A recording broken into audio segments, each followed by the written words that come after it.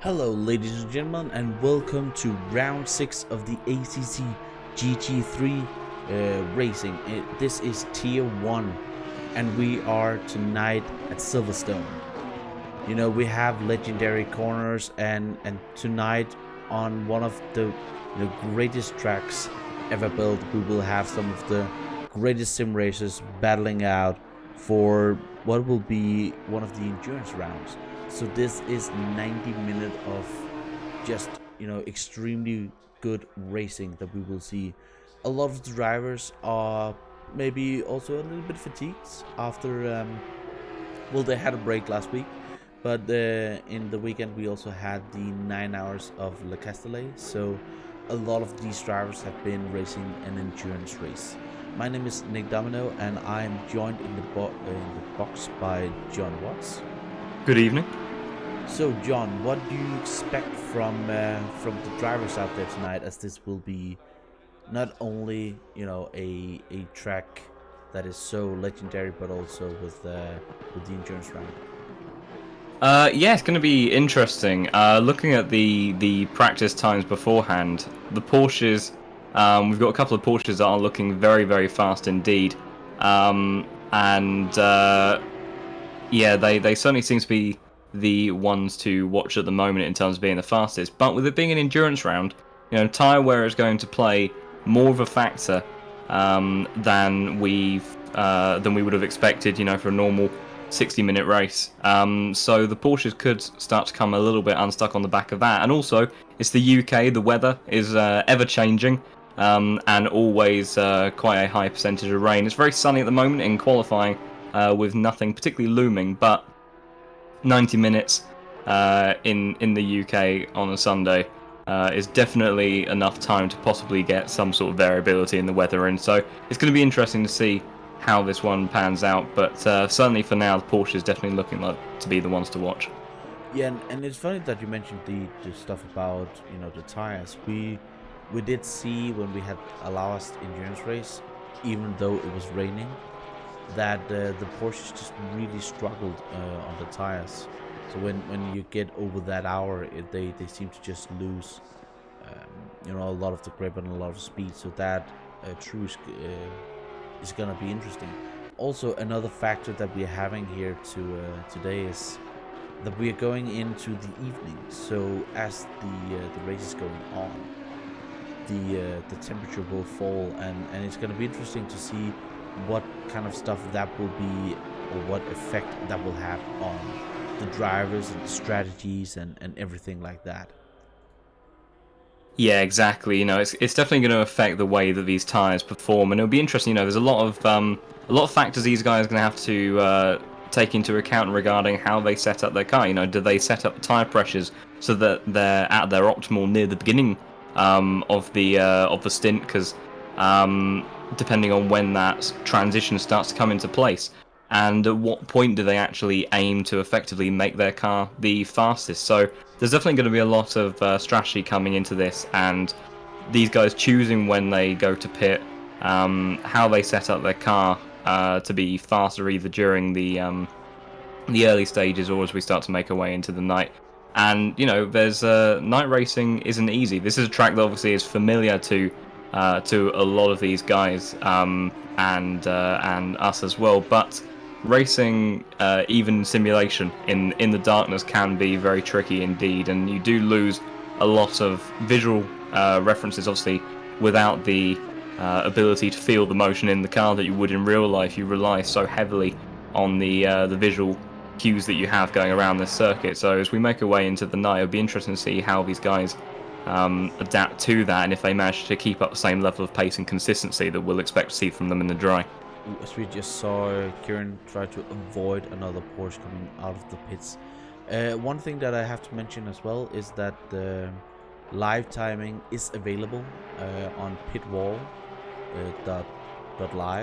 We do have a link to it in the description, so if you want to follow the live timing, you can do it via that.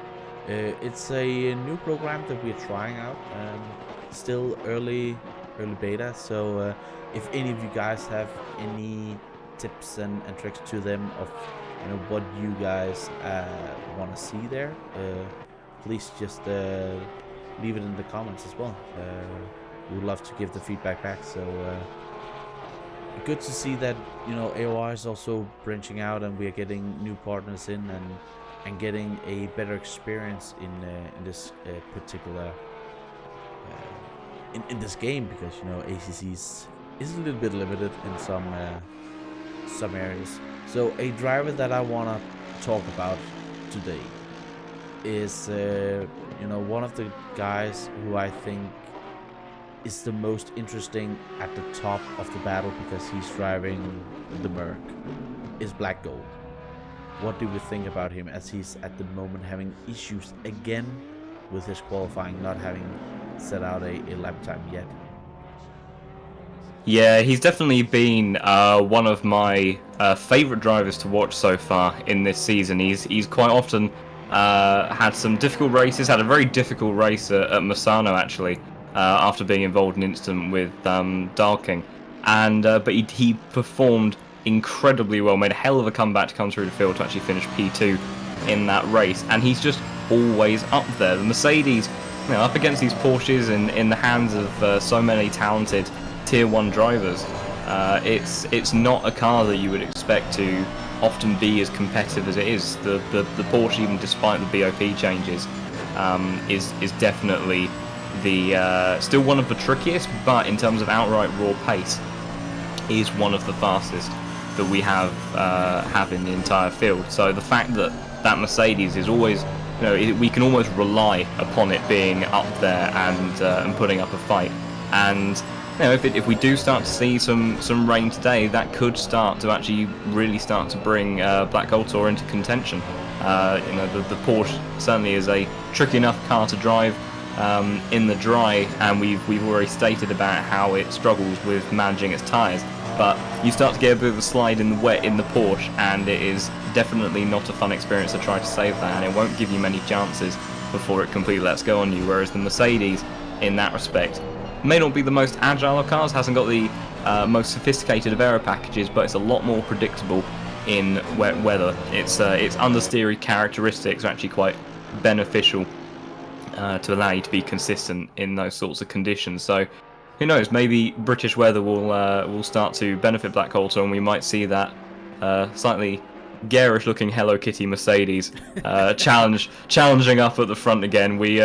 It's a car that you hate to see it, but you kind of love the fact that it's there. Oh yeah, that, you know, it's not a pretty car, but it does the job. You know, nobody, you can see it from a mile away, that ugly pink. But a driver that we also need to mention, because, you know, the amount of bad luck he has had this season, he can't have any more, is Amir.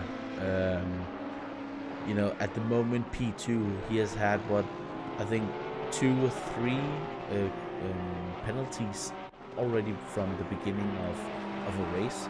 So he's probably a driver that really needs to you know, get out of the starting block. You know, we're already in round 6, and he has really not had a good season. So he's also a driver that I expect more from at the moment. Yeah, exactly. You know, he's a name that's I think fairly well known in the ACC sim racing community, and we know how fast he can be. And he's using that Porsche for this season. And we've seen many times in qualifying. I think he has actually put in a couple of times that were good enough for pole position.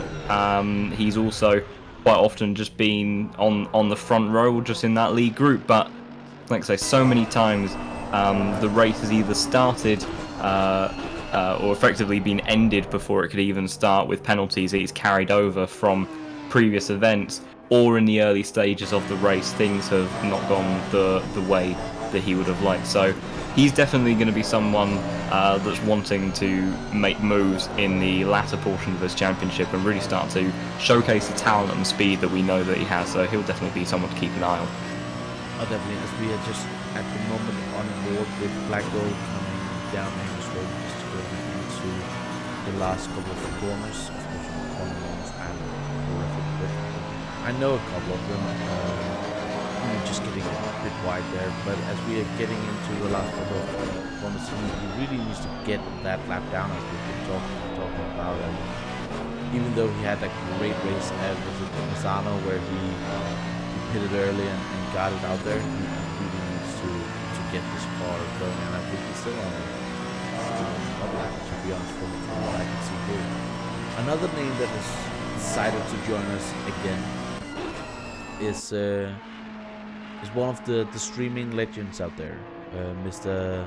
Hoinsick, who's also not had the greatest season. You know, he has had a couple of races sitting over and just maybe gathered his thoughts and driven a little bit of other stuff before getting back into AOR. And now we're happy to see him here. So you know, go over and to his YouTube channel, share the love, and come back and watch the race with us. He's the driver I expected to be up there on the front. Yeah, exactly. No, he's been a long-term competitor in league racing and AOR. I think probably at this point have still competed in more series in Project Cars 2 than he has done so far in ACC. But obviously made the move to ACC and was immediately quick, as you'd expect of a man of his talents. But yeah, did not join us last time out because apparently he had better things to do driving a Lamborghini in Imola, something like that. Highly unimportant.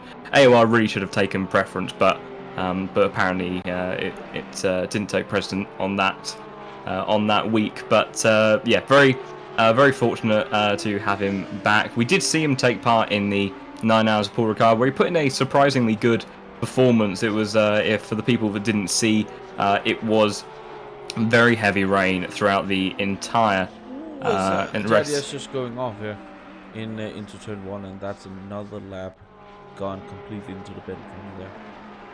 That's rather unfortunate. That's not the way that he would have been, as he's then skipped across the chicane. I would imagine that's to let through the car that was just on a lap behind him. But yeah, he put in a very good performance at Paul Ricard, using a dry setup with the Lamborghini for 9 hours of heavy rain. Obviously, he was joined by teammates to complete that race, but actually managed to finish in second place, which was incredibly surprising given the Lamborghini's natural lack of pace in the wet, and the fact that it was even further hampered with a dry setup. So he's definitely still on good form, and back in the Audi for today, which has proven to be competitive at some point. He had looked like he was on for a fairly good result in the early stages at Kyalami, despite the wet weather there, but then unfortunately ended up in an incident which heavily compromised the rest of his race. And it's definitely not been a championship so far that will have gone the way that he would have hoped. So who knows? Maybe after that week break,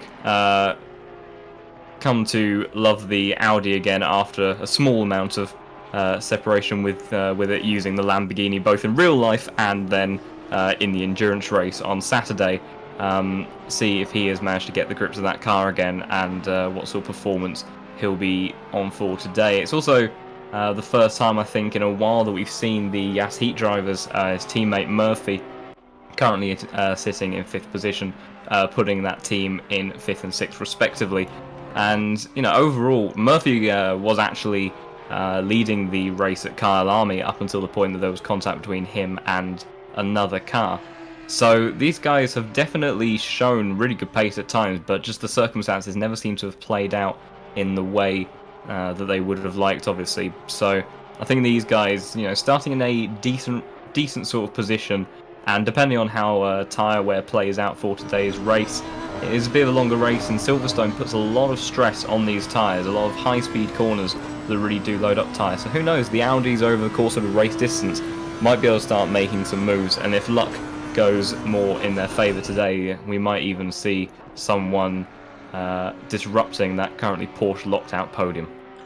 Oh yeah, definitely, as we are having, you know, Chris again with a really impressive time with a 1:55.7.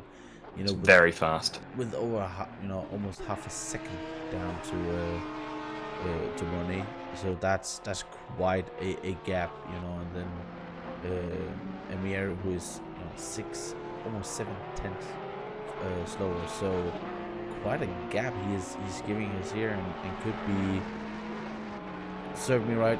He could be the first two-time winner if he wins this race tonight, right? Yes, I believe that is the case. And you know, the win that he had before, which I believe was at Misano, was an incredibly dominant victory. He was absolutely untouched and unmatched during that weekend. In the early stage of the race, after just a few laps, he had multiple seconds advantage.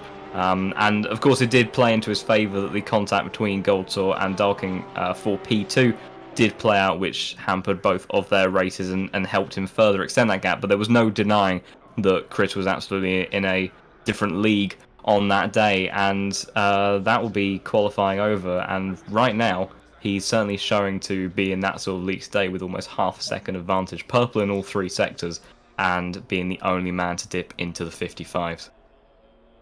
That again, incredible, and at the moment we are seeing, it's kind of cold out there, with only 18 degrees and 20 on track temperature. But let's see when the session move over. Sometimes they swap it out, but it doesn't seem. Yeah, we're getting a 17 track, so the track temperature has fallen since the qualifying with 3 degrees, so that could be a major part for a lot of these drivers. Let's see if we can get in here. So now we are driving, now we are looking. Your pole man is Chris, followed by Monet, then Emir, Milanowski P4, again the leader in the championship. He's just getting those top 4 or 5 positions all the time. The others really needs to stop making any mistakes, otherwise he's gonna run with it. Then we have Murphy in P5, Jadia P6. Then we have Valentine Cruz in P7, Tinko in P8, and then we have Gabriel P9, Verdalek in P10. Then we have Darren King in P11, Nico Solman in P12, and then we have Black Gold all the way down P13. That is not what he wanted. He needs to be up there. He needs to get those points. Then we have Robert in P14. Then we have Novalowski in P15. Karen P16. Giorgio in P17. Valentin P18. Nils van Dijk in P19. We have on mine. I have Lucas in the pits. Do you have that again? Also. Lucas Cruiser. I'm just trying to find him on my feed because I can't navigate as quickly. Oh yeah, you're having to swap. Yes, unfortunately, single monitor issues from my perspective. Yeah, I can't actually from my viewpoint. I can't even select him to spectate. So that's rather alarming for the potential of his race. Then we have Monaco in P20 and Nick Bin P21. Christoph all the way down P22. That's not where you would expect it to be. Pascal in P20 23rd. Kevin in P24, and Walter will round out the grid and be in P25. So now, with only about a minute and 20 seconds until they're going out to the formation lap, what will the drivers be doing at this point? Well, as we said before, it's an endurance race, so the first thing these guys will be doing will be making sure that all of their fuel is set up, both for their starting point and the pit stops, as well as adjusting their tyre pressures to the new air and track temperature that we've seen. An interesting point about the weather at the moment, also we were discussing whether or not we could potentially see some rain. As of right now, only a 1 kilometer wind, and for those that don't know, generally the variability in the weather in ACC is almost proportional to how high the wind speed is in bringing new clouds and weather conditions over the circuit. So the fact that that's almost a dead wind doesn't suggest, at least for the near term, that we would be expecting the conditions to change too much. But definitely a cold track temperature to be starting with, as theoretically it's only going to get colder as the race goes on. So I'd expect some of these guys to be upping their tyre pressures probably quite a bit.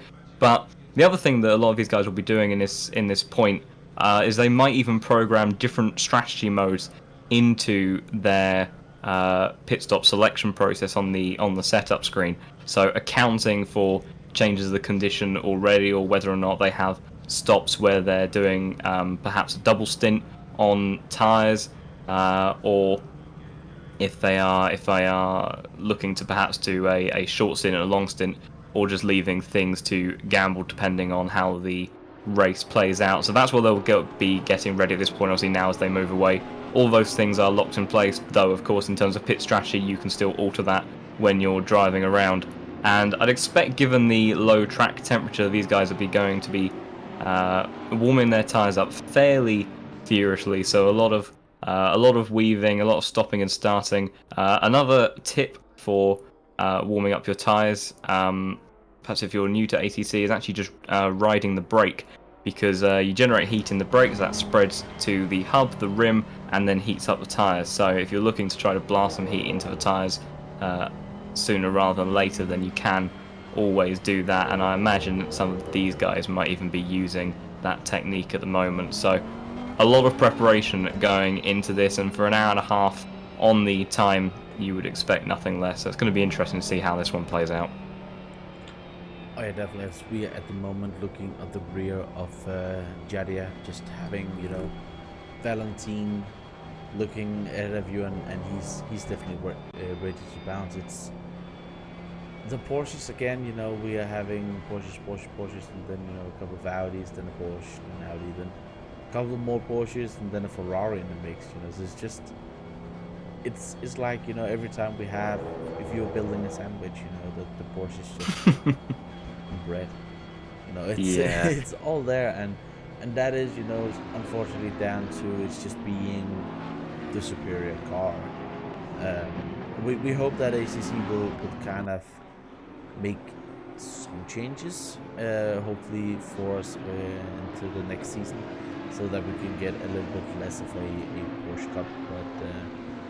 But we have seen more Audis out there performing well, and as we talked about before, the Mercedes. So still interesting, and it hasn't only been Porsche drivers who have won the race, although, you know, the last round that we had was definitely the most dominant that we have seen the Porsches all season.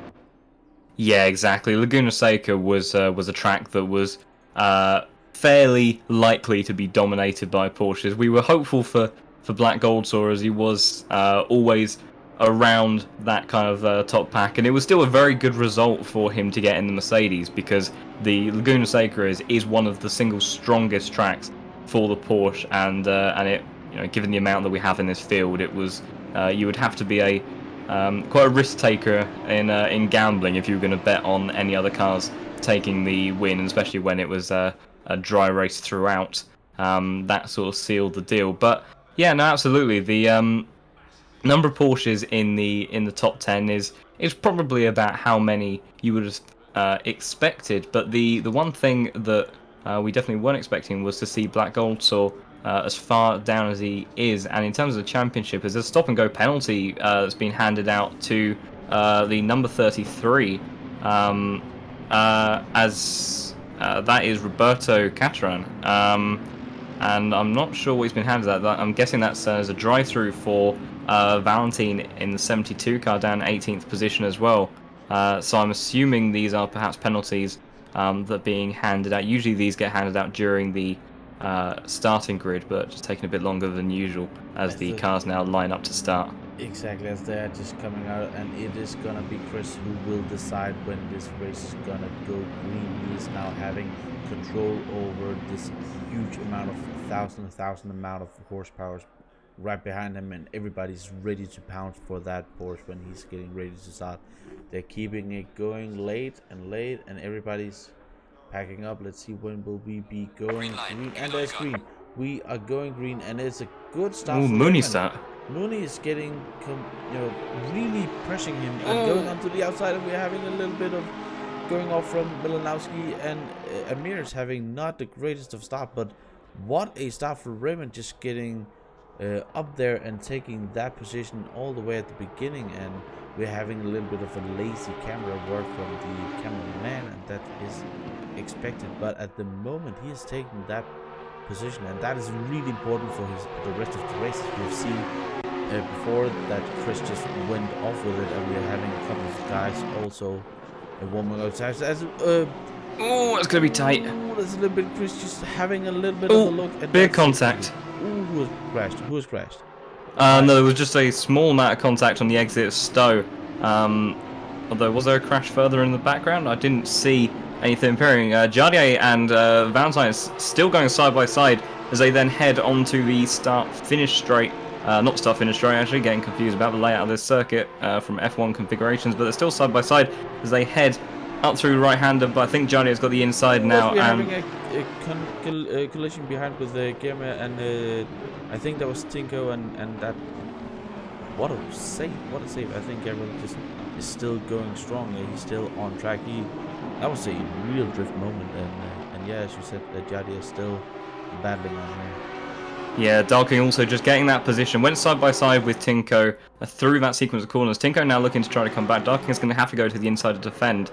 Not the fastest thing in a straight line, so the Audi might try to have a look, but I think he's actually going to leave himself perhaps vulnerable to Luca behind, but no opportunity. So Darkin making the move. 3 positions up, actually, I think, since the start of that race. So Darkin's had a pretty good start there. The most of the field in the top 10, I think, remaining in formation. Apart from that top 4, it was a fantastic start from Mooney.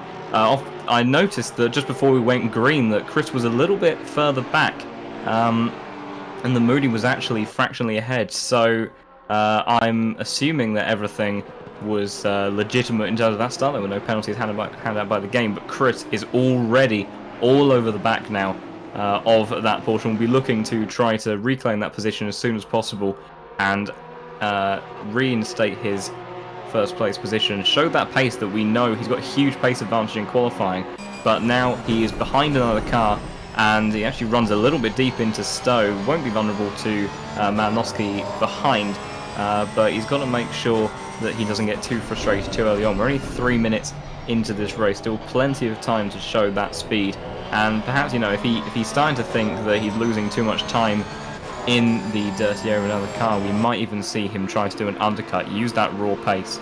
If he manages to maintain that sort of pace advantage across, you would imagine that even 1 or 2 laps with a clean pit stop would be good enough to potentially put himself back into first. So he's going to hold position for now, but definitely looking racy and look like he wants to get that position back. Yeah, and as we have also seen now, the cars and, you know, getting in a little bit of a train, as we at the moment looking at Darren King, who is under the pressure from Luca. Well, he's actually made up a position. Darking has got past Valentine, so he's definitely someone that's on the move right now. So, you know, but it'd be interesting. You know, we've already said that in terms of setup, it'd be interesting. So he could be going light in terms of fuel at the moment, maybe looking to do a longer stint later on. Equally, as there's a yellow flag somewhere. I can't see whereabouts that is. It does seem to have disappeared, so maybe just someone running slightly wide. Roberto, I think, who has gone off, and I think he's called it a day. You know, with a 30-second stop and go, he is way down the field, and I think he's just said that's it for the race today. That's unfortunate. It's I mean, endurance race, he would have had more time to perhaps make up some time as Darkin gets a little bit squirrely, as I think Valentine's actually lost another couple of positions. I think he's behind Tinko now. As the battle for the lead, Chris is going on the outside down the hanger straight, and he's trying to see if he can get the pass here. He got such a much better exit out of the Baggett's corners complex, but he's not been able to overtake, and Moody was just dive into club. Not quite.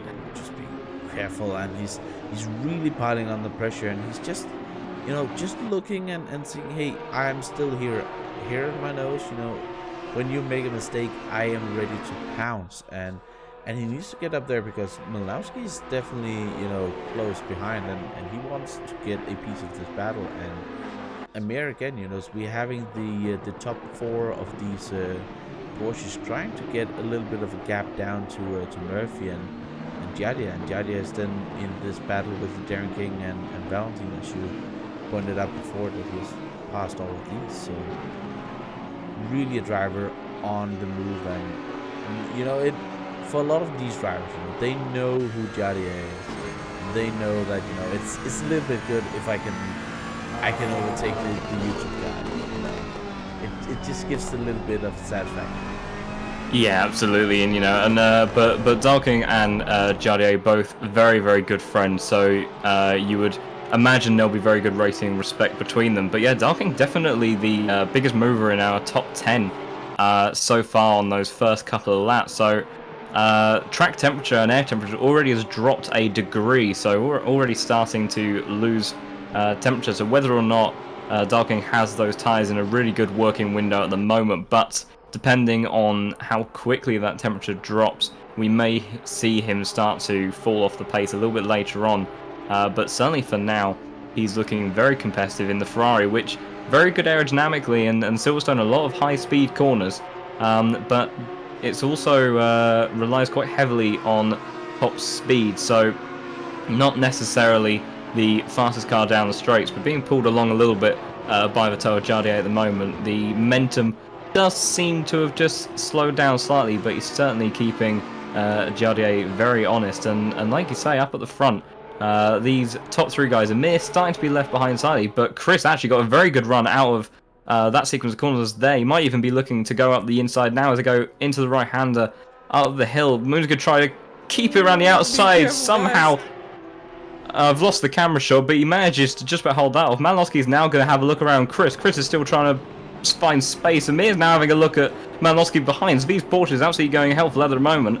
Amir's going to try running around the outside of Malinowski. Gets a good exit, but gets the door shut on him. Malinowski not having any of that, but that will lose the pair of them time to that lead couple of cars. And my God, that got very tight on the way through that corner. So Chris definitely still pushing on very hard, but you can see just how quickly, as soon as a couple of cars starts to scrap, even for a corner, when these cars are so close together, the momentum of the cars in effectively the clean air behind as such, not having to run side by side, starts to gain so much time and opportunities, and the whole way in which you have to drive, of being conscious of having to defend, really starts to change very quickly. So we'll see what happens now. There's a small gap between Malinowski and Amir. So does Malinowski manage to close up that gap again to Chris, as Chris looks to try to get right onto the gearbox again of Mooney. Mooney actually running a little bit deep into that final part of the S's, so that might compromise his exit as they head towards Stowe Corner. We've already seen Chris try to make a move up here. He's going to have the slipstream, but I don't think that's going to be quite enough to close up the gap there. No, so Mooney's definitely going to hold that position for now. In actual fact, the gap is shifting more towards Malinowski getting onto the back of Chris, so we'll have to see how this starts to play out in the next few corners. As we are at the moment looking at the battle between Valentine and King as well, you know, we are having battles all the way up and down the field, and that is what, you know, this track can produce when you have cars that is actually able to follow each other. Wink wink. As we're actually looking back at Black Gold, who's at the moment trying to battle with and keeping Nevelolt. Michael behind him. Sorry, I'm just pronouncing his name. No, he's actually gone by him. Oh, car off. I think there's Neil in the background. The Audi that already, I think, has a drive-through penalty.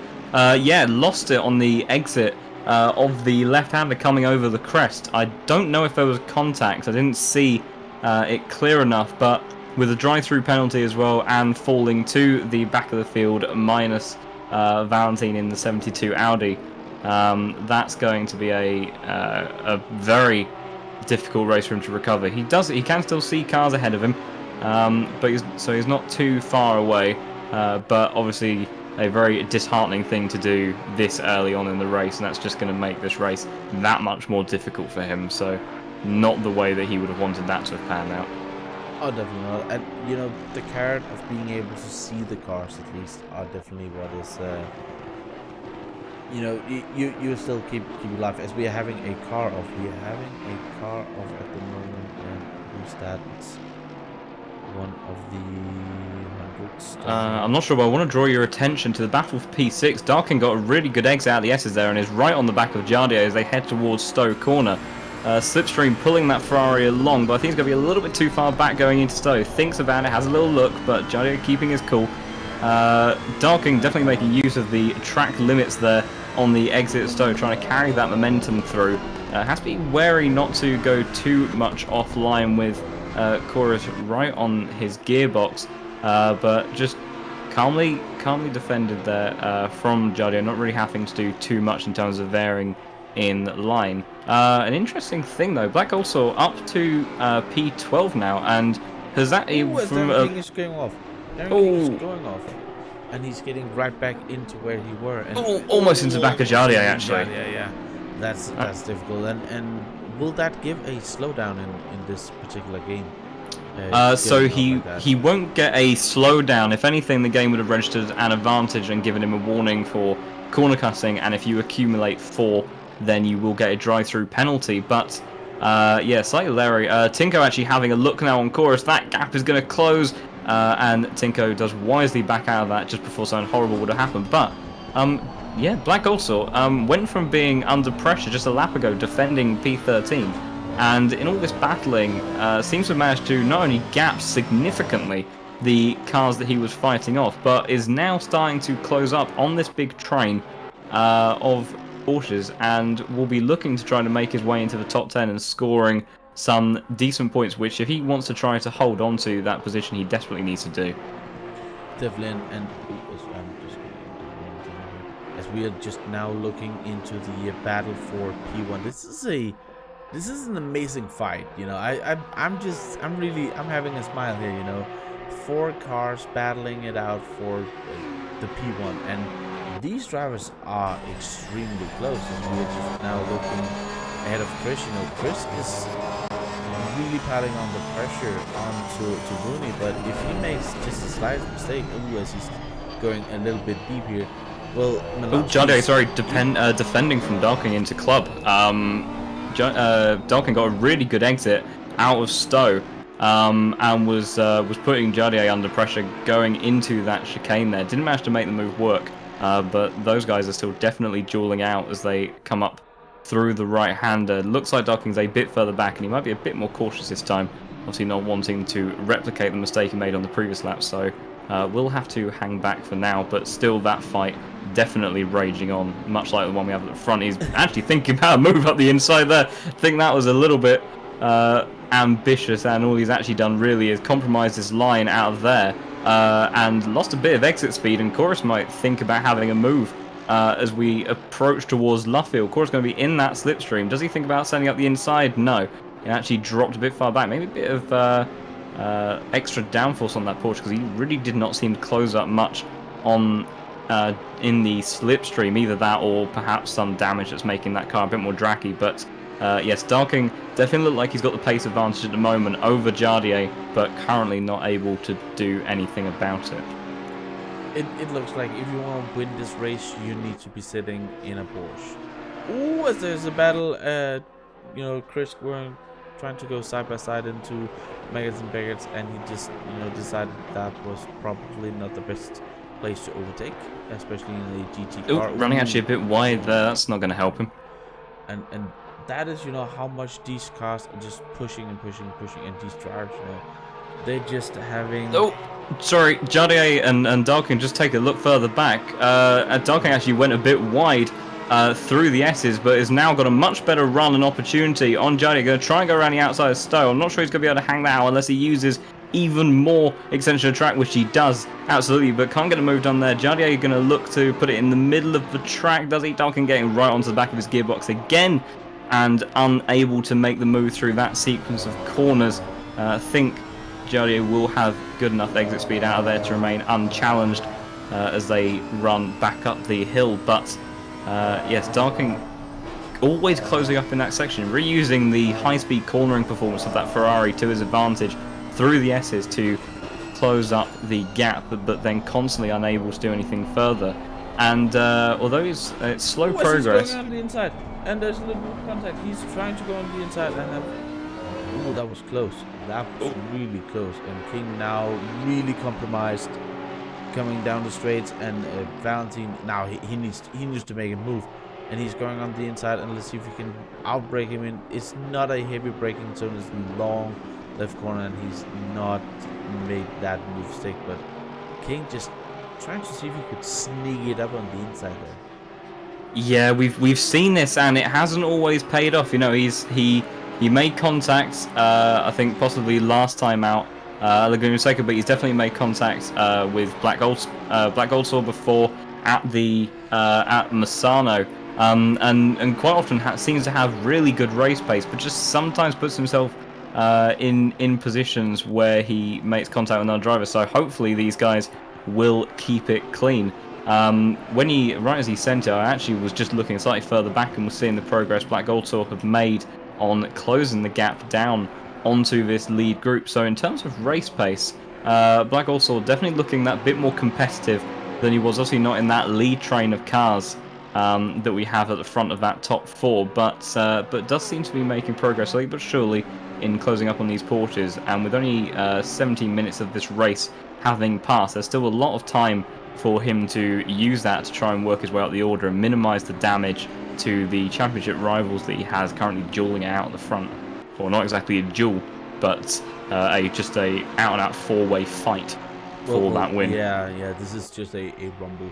You know, look at that picture right there. You know, at the moment I'm looking at Giadia.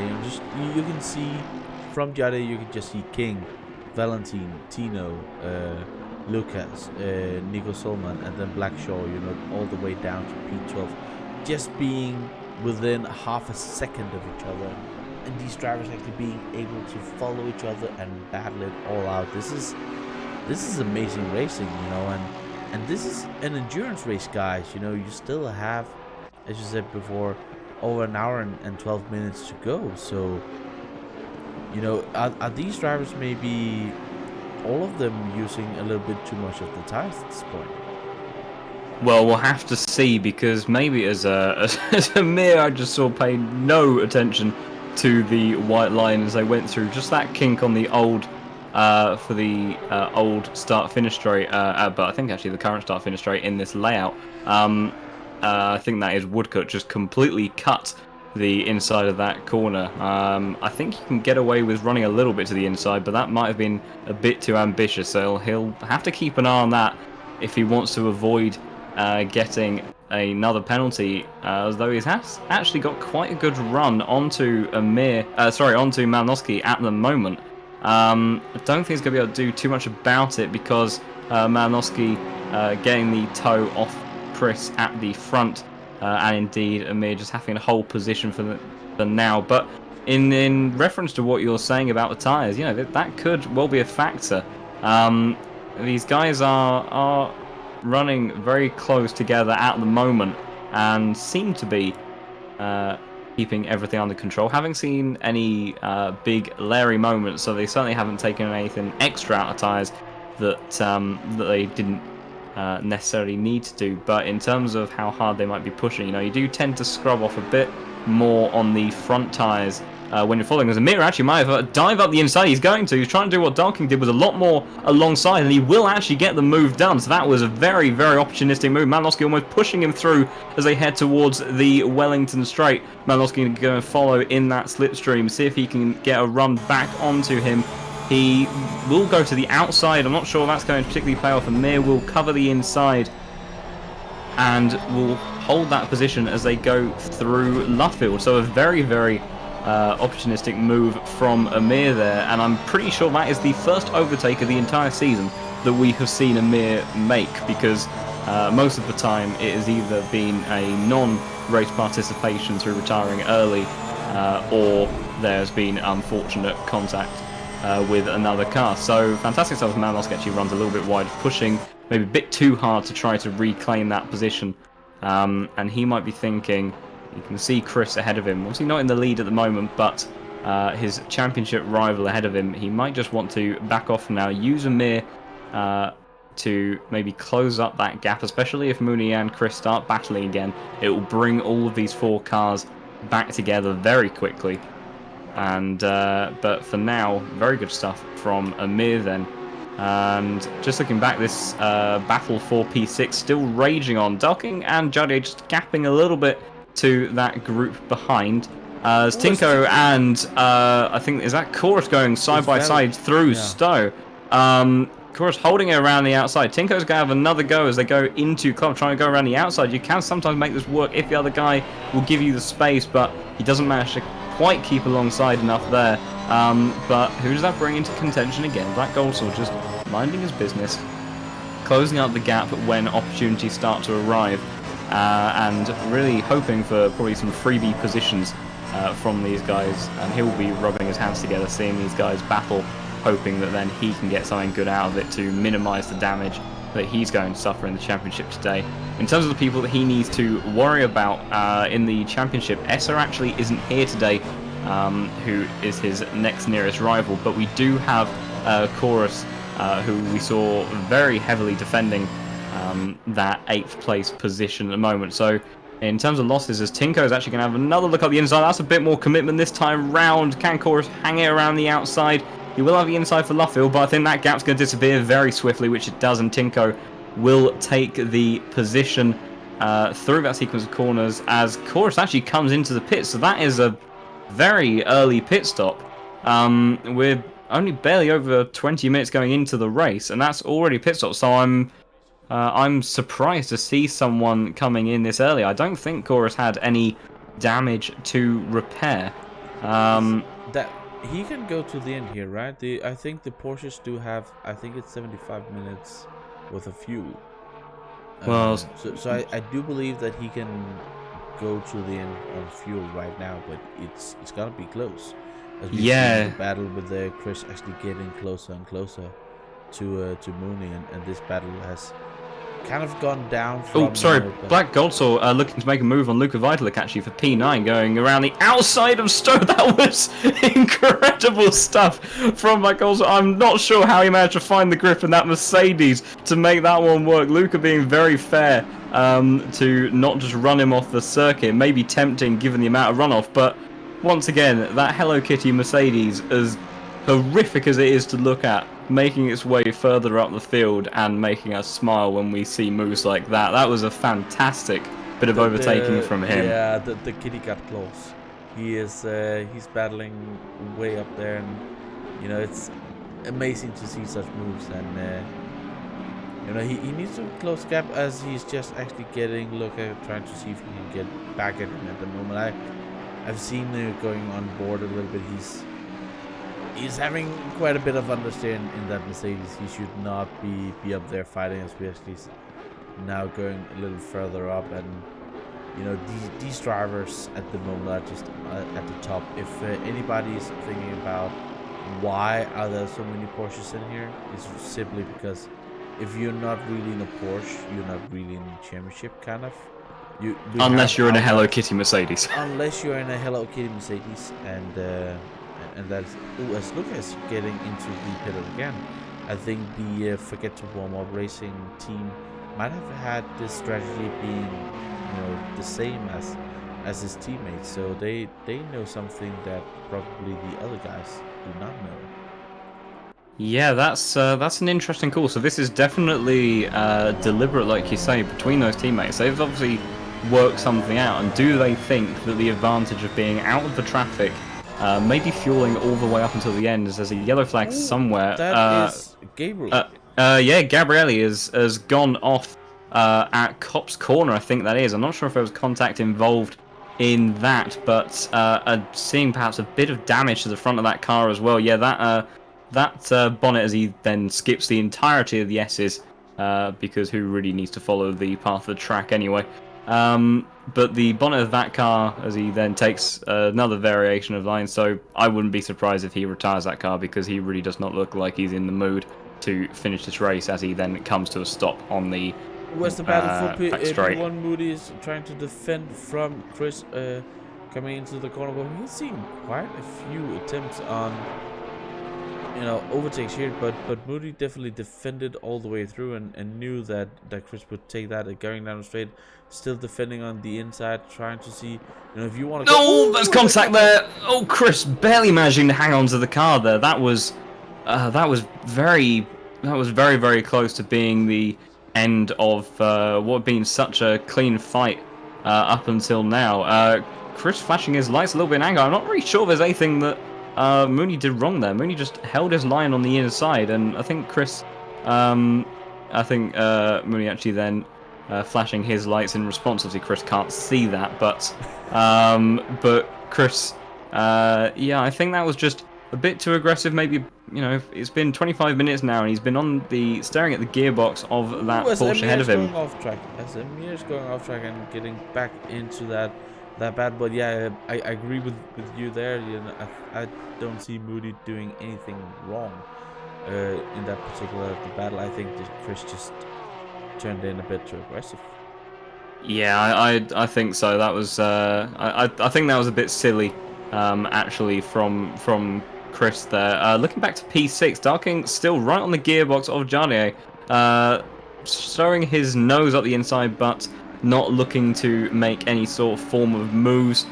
Carrying a lot of speed on the exit. Stowe, though, might actually think of having a dive up towards Club. We've seen him do braver and scarier things, but that will not be what he does this time around. Although Jardier with a bit of a compromised exit, going through Club, but managing to actually extend that gap to gain good traction in that Audi. And interestingly enough, Goldsaw closing up to these guys. So it does look like maybe in terms of long stint pace, that the Mercedes maybe... He's going off. Goldsaw, so he has slightly commentator cursing him there. Apologies to the Hello Kitty car. I was about to say, although he's struggling with understeer, and then that seemed to be a rather chronic amount by missing the next corner by a country mile.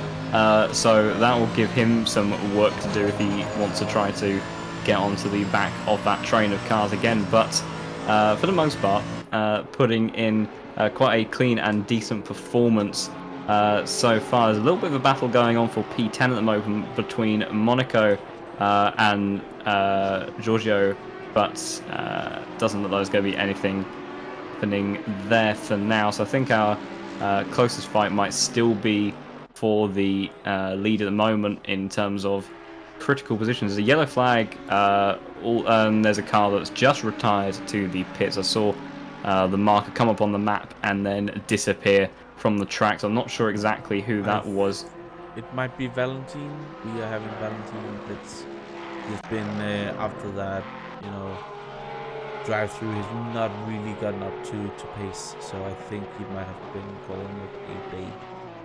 Yeah, that may well be the case, which is rather unfortunate. I just want to highlight another driver that's been making moves is Greco, that number 11 Ferrari. We saw how far back he started, and he is currently sitting in P12. Obviously, there's been a couple of pit stops from both of the FTW Porsches in that front train, but a pretty good stint so far from Greco, and looking to make some moves on potentially on P10 and 11 with this battle. It's been going on for quite a few laps. Obviously, we've been keeping an eye on other things, but Giorgio and Gianni have been fairly nose to tail over the last few laps, and I think Greco's been using that to his advantage and just gaining and chipping away at that gap. A little bit of a look on Giardia again, and Giardia just looks to be the cork in the bottle at the moment. He's really, if you look at the gap that Murphy's having, Murphy's kind of in no man's land. He's more than 3 seconds ahead of the battle here, so definitely looking like he's struggling, as Tinko is just having a little bit of a look for Mr. King there, and noting to King that you're not alone in this fight up here. Ooh, as we no, I thought we had a top guy pitting, we didn't. So okay, but yeah, no, absolutely, you're right. Yeah, this battle's still raging on, but interestingly enough, despite that very scary off for Black Goldsaw, he's fairly quickly closed down the gap, and I know that these guys are running very close together, but there hasn't actually been a huge amount of constant side-by-side action. So I would actually suggest that at the moment that is perhaps more on raw pace from Black Hole Sword being able to close up again. So maybe tyre wear becoming more of a factor, as Dalkin might actually have a really good opportunity here. He's right in the slipstream. Jardier knows it. He's all the way to the right hand side, making sure he can't go to the inside. Dalkin's going to look around the outside. That is very late on the brakes. He's going to use that high grip in the fast corners for the Ferrari, running definitely off the exit of the track there. Actually, I think maybe backing off slightly to give up the advantage, as then Jardier does leave him room on the inside for Club. Will have the inside for the next one, but Darkin's going to carry the momentum around the outside. Got to be careful about Tinko as well behind. Darkin now following very, very close side by side with Jardier. That gap disappears. Tinko now looking up the inside of Dalkin. Back Olso's thinking, I'm going to have a bit of this as well. Back Olso might even try going around the outside of Tinko. And there was a small amount of contact. Back also huge slide, but actually manages to just about hold on to that. And that's been two very, very scary moments for that bright pink Mercedes so far, but managing to keep it pointing in the right direction on both occasions as the gaps and battles start to neutralize again. But Dalking's still in quite close contention with Jardy. I think he might be a bit too far back on this occasion to make any sort of move, but yeah, that definitely got a bit dicey. But one thing I did note and quite liked about that battle was Dalking went very far off the exit of Stowe, and I'm fairly convinced that if you were to watch the throttle trace from his perspective, that I think he backed off to give up some of the advantage that he had as they went towards Club, because he went from being firmly alongside Jardier just before the entry to the next corner to being that bit further back, almost to the point where Jardier could have turned in completely. So that was quite a nice racing respect between them, because I think the ATC track limits around here are fairly forgiving of Stowe, although there are also some additional harsher penalties from AOR that can be applied after the race if someone is found to have been extending significantly several times over. So possibly racing respect, possibly just trying not to get a penalty after the race, but one way or another didn't use that advantage of extended track, as he then takes a bit too much on the entry there and then runs it very wide. So I have a feeling maybe that was more racing respect rather than sticking by the rule book. That was very, very close. That almost ended in disaster, and then any sort of friendly racing respect would have definitely gone out the window after that, but fortunately managing to pull it up just in time. Just taking a brief look back towards our top four, it's all spread out quite a bit ever since Amir got past Malinowski. Malinowski's been quite steadily dropping back to quite a significant margin now. And Chris, after that contact that he had with Mooney, which he didn't seem very happy about, but I really don't think that there was anything that Mooney could have done any differently going into that corner. Perhaps Chris just coming off a little bit worse, suffering a bit more damage there, and hasn't seemed to have managed to have closed out that gap ever since. And also just another interesting thing to note in terms of the pit strategy, I haven't seen anyone else come into the pit so far in this race. I'm not sure if there's anyone further back that may have made any pit stops, but those FTW guys, see whereabouts they came out in the field. So they're currently sitting in 18th and 19th position, but so they do look like they're in fairly clean air, close to one another, but fairly clean air overall. So it'd be interesting to see, with all the battling that's gone on, where they will come out, and then how that early pit stop may play out for them later on in the race. As up at the front, Amir actually now putting quite a bit of pressure onto Chris, who's lost touch with Mooney a bit there in that last sector. So he's going to have to be wary of that. So definitely all still raging on here. Oh, definitely. And a driver who was actually pitted a bit earlier than those two is actually, just to go back to that, is Niclas, who's ahead of them by 7 seconds, so quite a margin. And the question is if that is a two-stop, because he lapped, he pitted quite early. He pitted already on lap 10, so that is quite early. Yeah, that's definitely going to be a struggle, particularly in the Porsche, as we've said already.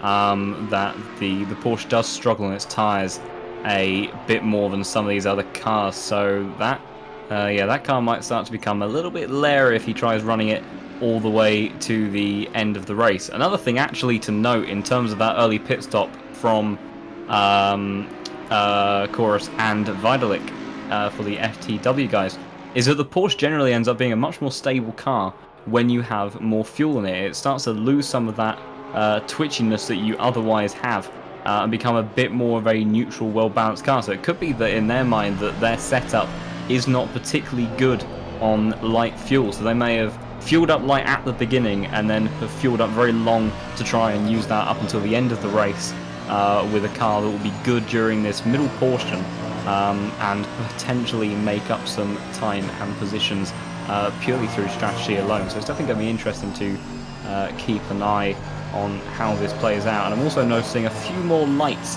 on these cars starting to appear. So we haven't quite reached any sort of level of darkness yet, but it does look like they're becoming more aware. As I think Darking actually had quite a poor run through the S's and had Tinko all over the back of him going into the entry of that. Darking losing a small amount of touch now with Jardio. Whether or not Tinko can do anything about it as they head down this back straight on towards Stowe. Tinko showing his nose, but I think it's going to be a bit too far back to do anything at this particular time.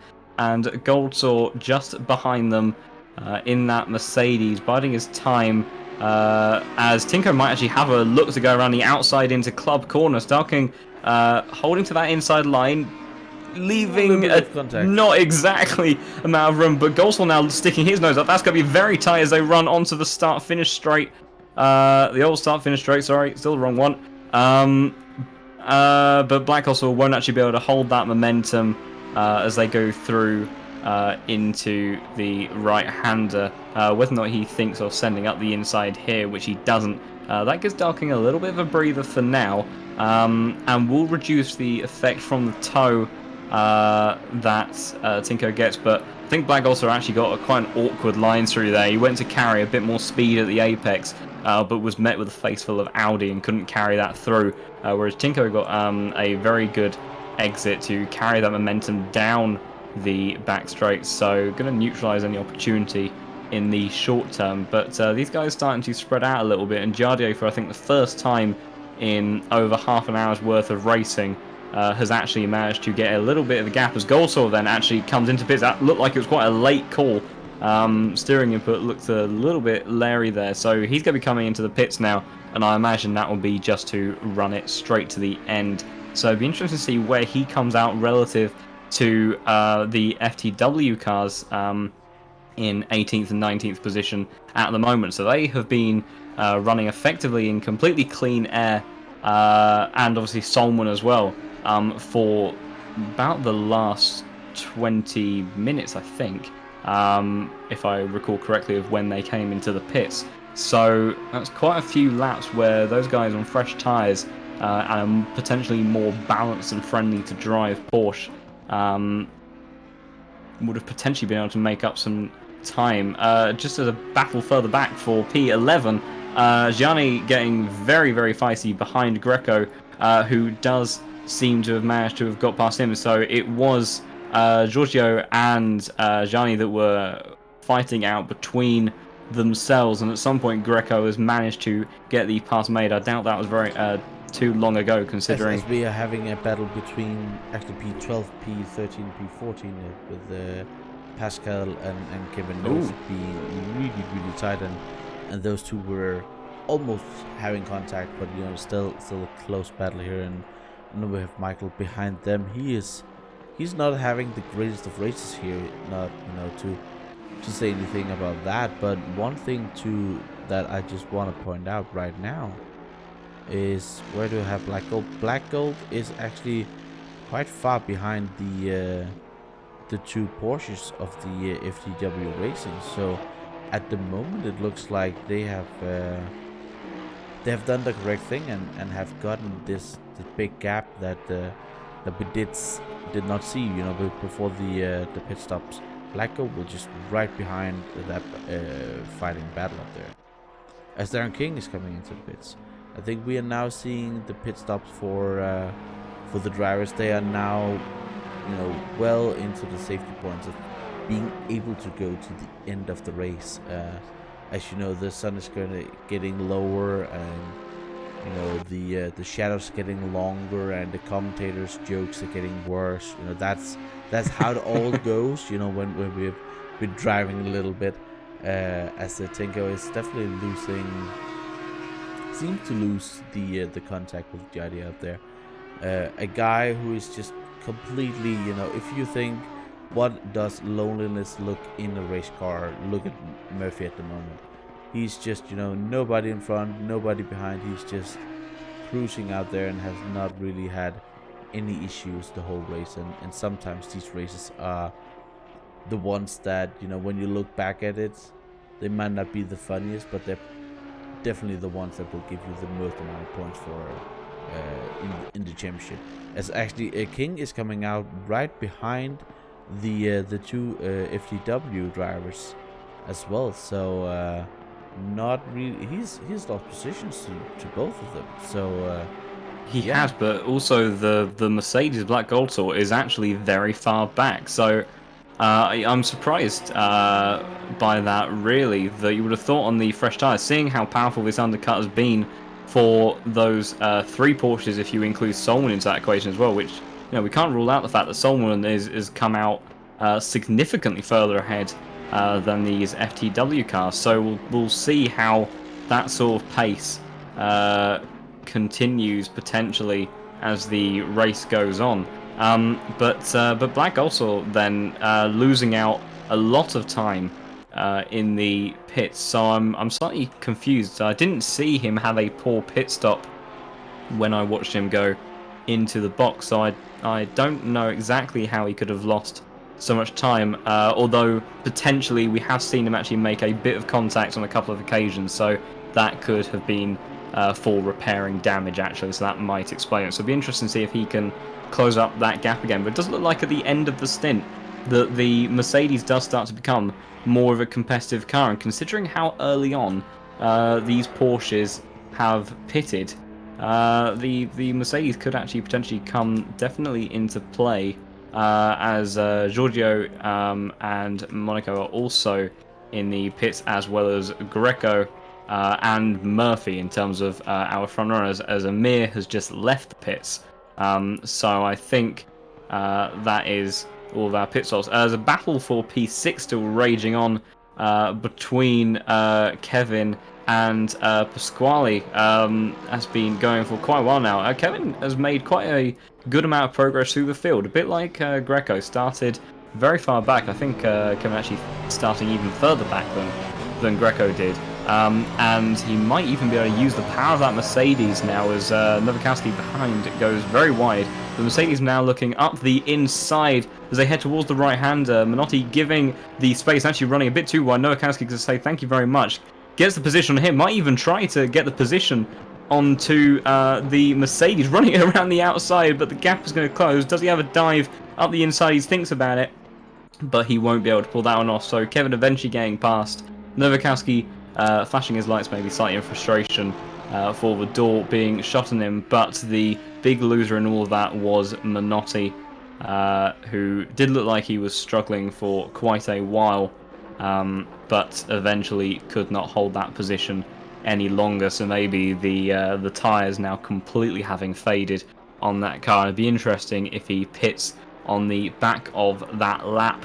Does he come in? He does. So, and actually running very, very slowly. I'm not actually sure he understands where the pit braking board is, as he seems to have come to a stop about 20, 30 meters in front of where the actual pit board is. You'll see Rotundo has actually just driven past him, and Rotundo driving past Minotti thinking, what are you doing? Kind of feels a little bit like what Vettel did at China, I think, in the pit lane. So Minotti having a very poor lap, full of errors there, so that's going to be slightly unfortunate. Tinko coming out of the pits now, so Solman's gone past, Murphy's gone past, so Solman's actually ahead of Murphy critically. Luca's going to get past, and what about the likes of Dalking and Chorus? They're going to be in front as well, as interestingly Dalking has made it past Chorus as well, so you know, this undercut strategy isn't completely straightforward at the moment. about where these guys are coming out. So I think there's definitely some variation going on in terms of the fuel loads, as well as the differing amounts of damage that these guys have had to repair. As Mooney has also come into the pits now, with quite a large gap to that is down to Jadia as the others in that particular battle already have done their pit stops. Oh, I didn't realize that those other guys have pitted, so it'd be interesting to see where he comes out. And at the moment, you know, Chris is having quite a gap down to Amir, who's having a little bit of a gap down to Malinowski. So they have about 2.5, 3 seconds between them. So that's definitely the pit stop have taken that battle and drawn it out a little bit sad. You know, it was an amazing battle, as we're actually having Giardia leading the race at the moment, and he has decided to go long. I think he's trying to get, you know, well over half distance of this race to maybe get some tires on that have, you know, lower tire pressures, because then, you know, the track temperature's getting down. Oh, it's gonna be close between Chris and Mooney. Mooney just coming out of the pits there, and Chris right on the back of him as they head towards the S's. Actually gonna have to defend the inside. Chris is gonna hunt for an opportunity. That's always gonna go badly, and I think wisely backs out there. Whether or not you can carry this momentum, as Chris actually has a drive-through. So I think that maybe in that sequence of moves, he took a little bit too much off the apex of the S's, and well, that completely neutralizes any sort of chance he had of getting this win. So I think we can say goodbye to Chris being our first repeat winner, because yeah, his frustration, I think, there has just got the better of him. He's still pushing on and putting Mooney under pressure, but I imagine that is just out of anger, because in terms of realistic positions, that is not going to help him at all. So I don't know whether that's going to drop him out after he serves that. I think he has 3 laps before disqualification for him to do that. But yeah, that was a very costly mistake for him to make, and perhaps a rather pointless one as well, because you know, his tyres would have already been hotter than that of Mooney, as he then takes a hell of a lot of curb as they run onto the back straight. But yeah, Chris perhaps being a little bit impatient, trying to make the move too early, and between whatever unforced errors he had prior, in addition to that one, it was just one step too far, and has effectively cost him the race win, as Jardier, the last of our topish group, comes into the pits and will be followed in by Chris, who will be serving his drive-through penalty now. Coming into the pits, also in anger. You can almost just see from the body language of the car, you know, that he's not happy about that. And yeah, that's just, you know, again, pushing a little bit too much. I was about to ask you when Chris was battling Moody that harsh up there. Sorry, just quickly, Murphy going up the inside into Cop's corner. Sorry to cut you off, but he, yeah, that was a good move there. And I was going to say that he did look like to be at a better pace, obviously having pitted a lot later. I think maybe around even 25 to 30 minutes later than that of Solman. As you know, we might start seeing that undercut to be a bit costly at this point. We've already seen that Chorus, as Tinko's gone off on the exit, the S's. Tinko's off the track there, so I didn't see if there's a contact. Chris has re-emerged from the pits just ahead of Black Goldsaw, so he's actually, you know, in terms of positions, he's still in a point-scoring position, and with the pace that he has, potentially can look to get some extra points. Is obviously ahead of his next championship rival of Black Goldsaw, but the championship implications of what Chris has, unfortunately for himself, done there are very costly. And you know, Malinowski, ever the man that is consistent, currently sitting third in this rate once Kevin has pitted, and yeah, that's going to be very damaging to Chris's attempt at taking the fight for the championship there, but all got very interesting, and the overall picture being that undercut worked early on, but Chorus has already dropped very far back. Luca doing a slightly better job at the moment, but his mirrors being ever more full of Darking and Jardier behind. And interestingly enough, Jardier did come out behind Darking. Yeah, I was about to say they have now swapped places, and you know the battle is now completely reversed, and now it's Jadier's turn to really pile on the pressure onto King here. So this could be interesting with only about 40 minutes left of this race, and if any of you want to follow the live timing, we are having live timing where you can go to the website pitwall.live, and you will be able to see the live timing for this particular race. We also have a link in the description, and I have also put a link into the chat. So if any of you want to look there, it's a nice little program that you can really see a lot of data on. So go and have a look at that, and listen to us commentate and saying some nonsense while you're doing that.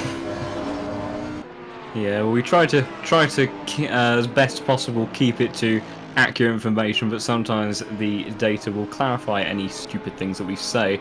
Looking through the top 10, Kevin has made his pit stop now, so we have effectively the correct running order for at least our top 10. I'm not sure there are many, if any, people left with a pit stop to do. Currently the closest battle that I think we have on track in terms of points scoring positions is between Jardier and Darking. Jardier pitting a bit later than Darking, but it did look like, at least for the beginning portion of the race, obviously Darking made up a lot of positions in those opening laps. As time went on, he did start to be slightly less competitive, so you would imagine that that both him and Jardier would look to get past Luca fairly quickly. And looking at their last lap times, Luca on a 58.4. Darking actually got a very poor exit out of Luffield then. Jardier looking up the inside, gonna skip a woodcut apex, so he's got to be careful. I didn't give him a warning. But Jardier now looking to make a move on the inside of the cots. We've already seen this happen once, and it's not looking like it's going to end in tears. A lot of good racing respect between them, but they're now heading side by side towards the S's. Chris tried making this work earlier, it didn't work out. Can these guys make it work? Jardier is actually going to get that position then. Chris is driving in anger and looking for any opportunity he can to try to capitalise on that. So Jardier making the move on Darking. I was going to say that I thought Darking would be able to keep him behind for longer, but just a bit of an error coming out of Luffield. Jardier right on his gearbox, managing to get past. So now do the pair of them calm down and use the tyre advantage that they have to try to get past the likes of Vitalik and Solman as their mirrors will become ever more filled of Chris, who on that last lap did a 57.0. So he is lapping far quicker, and I think that might have even been the fastest lap of the race. So he will be kicking himself that he's not executing that pace for the battle at the front, but nonetheless he just has to get his head down now and try to use that to minimize any damage that he potentially can in terms of the championship. He also really needs to get past King and Gadget quickly. I know, you know, keep his head down and try, but as we saw with King, one thing that can happen when you get, you know, you have so much more speed and you get up to somebody, is that you can kind of be driven into a trance and asleep and lose that. That was really close. We saw from Costa, and kind of be, you know, driving into some sort of trance and just really lose all of your momentum. So Chris really needs to get these drivers out of the way and get up there and see how many points he can get. As Amir's just got a drive-through. Oh my goodness. So Amir managed to get through almost 60 minutes of racing, but unfortunately the damage has been done. So that helps out Chris now, and Chris before the pit stops was ahead of Amir, so that should promote him up a position. But also crucially promotes Malinowski up a position as well. So both of those guys fighting for the championship. And that would probably benefit Malinowski more, seeing as the difference between points at the front positions tends to be a little bit larger than positions as you work your way down the leaderboard. So I think that'll actually benefit Malinowski really, but that is a unfortunate error and completely unforced as well. Chris, I think, maybe got at least 1 or 2 of those warnings through battles, but Amir, I think, has done that just completely while driving by himself. So as Chris has actually got past Darking, I've just noticed, and Darking has Black also all over the back of him now. So I'm not sure where that move was made, but I don't think it was very long ago. But Chris made up that position, and now Darking, as a result, being compromised, has that Hello Kitty Mercedes all over the back of it. In addition to that, Jardier is ever more looming on the back of Vitalik, who is also closing in on Solman. So Solman's tyres really starting to die now. 59.4 on that last lap, as there was contact close there actually, I think, between Jardier and Vitalik.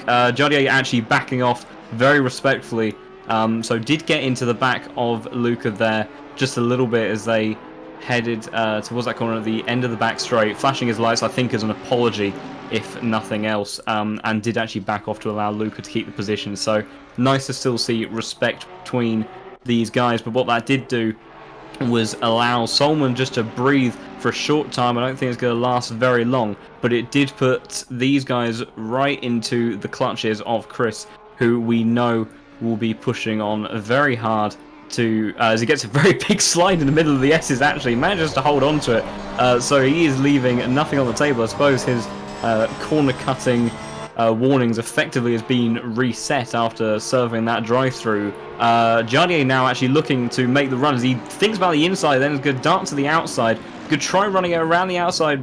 Luca going to give him space. Tiny bit of contact in the middle of the corner. Jardier running across the exit curve, still generally keeping it fair, so not going to give up position. Jardier now up the inside for the club chicane. Chris is going to look to capitalise on this. You'd imagine Luca has nothing to fight with there, but Chris getting a very good exit out there. Sticks his nose on the inside. Try to keep it clean. There was actually a tiny bit of contact in the middle of the corner. Luca going wide now. This is all breaking out into fisticuffs at this point. Chris, I think, maybe still has the inside going in towards the next corner, and he will go flying up the inside, and I think maintains that position. In the meantime, this brings Darking and Goldsor into contention. Goldsor trying to go around the outside now of Darking. Does he think about leap up the inside? No, he doesn't. Looking to try to square it up for the exit of this corner and see if he can get the run on the Ferrari as they head towards this middle section of track, but that all got very, very dicey and aggressive between these guys. Whoever said that endurance racing, boring?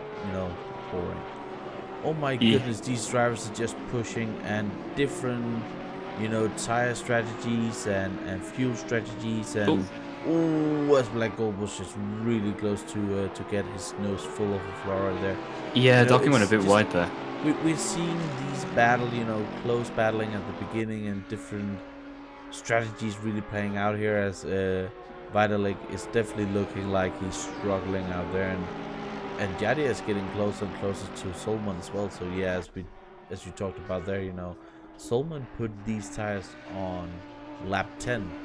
He has now driven 20 laps on this set of tires, where a lot of the other tires are fairly new, so he's just gonna struggle, and it's gonna be interesting to see if the forgot to warm up. As Jardier is trying to go onto the inside, and that is a move done and dusted. As we're just looking back, Black Gold and Darren King still fighting. They should now just try and work together and get by Vitalik, because he's at the moment the guy who's holding these two up. Yeah, so that undercut from these Porsches, I did think it was going to be a bit ambitious, and we said that they could make it to the end, and we did wonder if maybe the FTW guys knew a bit more, as Goldsor just very briefly sticks his nose towards the inside there. I think there's a scare factor more than anything else. Chris is going on. Oh, that was very close. All over the inside curve. Someone actually not having any of it, though. It's got steaming back up the inside. I'm not sure that's going to work, and he will lose out on the exit. I think that was out of an odd amount of desperation there.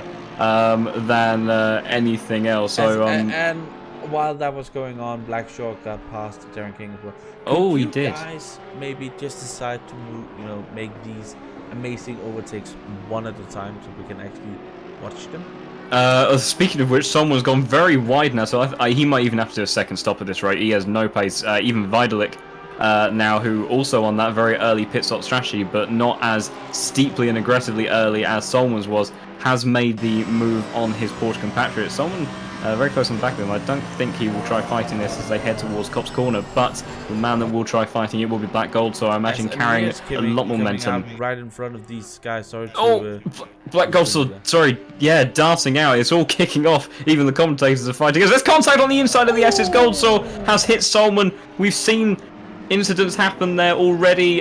They managed to both keep it pointing almost in the right direction, but Gold Sword's usual methodical approach, we said that he needed to keep calm and be methodical making his way through the pack, and that is very damaging because he's now lost 2 positions there when he certainly had at least one more in the bag. But interestingly enough, Chris and Amir both served a drive-through, but Amir actually came out in front of Chris. So the time that Chris has lost, despite lapping incredibly quickly when he's been in clean air, the time that Chris has lost in the traffic, I was going to question why Amir left it so late to serve his drive-through. I suppose that makes sense now. He was driving in clean air, he had no one around him. Chris, on the other hand, came out in traffic.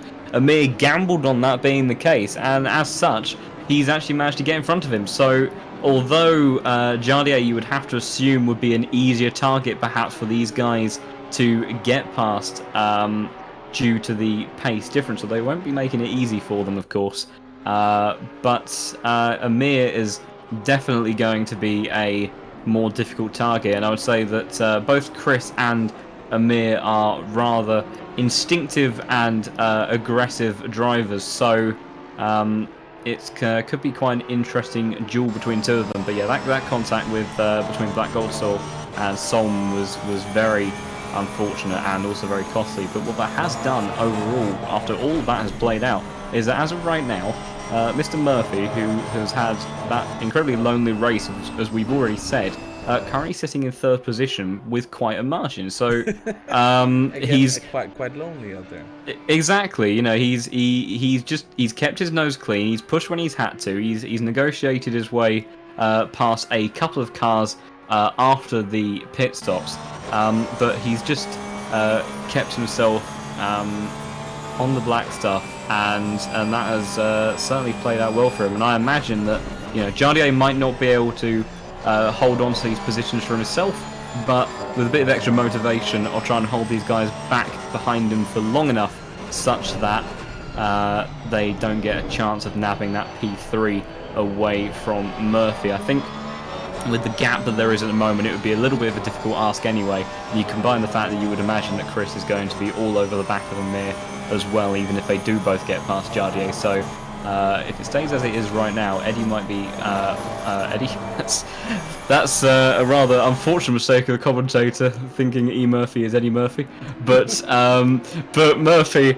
Apologies to the seat driver, but Murphy perhaps looking to keep himself in a lonely position at the moment in exchange for holding onto that podium, and he'll be just hoping that his teammate will do as much as he can to hold back these 2 rather angry Porsches. As Black Gold is now going on the inside of someone has caught up to him again after that unfortunate contact and spin around there, and someone just driving off the circuit. He's not. Those tires are gone, and he's still having 25 minutes of racing to go. It's 2:01 on that last lap actually, so that is very, very poor. It's not really going great, and immediately Black Gold is down to a 158, and that was with an overtake as well. With an overtake, so he's trying to get back up there and hope that King can't get past Vitalik, and that he can catch up to that. And as we're just looking at Emir's getting really, really close to Jardier there, and as these drivers are battling it out, and the time is getting down. a new enemy has emerged, and it is the sun. You know, if you look here, just go that it's so bright, and for a lot of these drivers will have issues with actually just seeing the stuff as we talked about earlier with the braking points. Ooh, this enemy is definitely that's one of the things I've seen from the Porsche drivers. They tend to look like they can really brake a lot later into the corners compared to Jelly and the Audi. Yeah, the brakes and slow speed performance on the Audi isn't that good. As Amir might even actually have a lunge going in towards this next corner. He's going to try around the outside. Let's be mindful about what Chris does here. He's going to stick it around the outside there. He will have the inside line. He's lunged on the inside before. That's going to be contact. Jardier's around. Chris is going to sneak past them.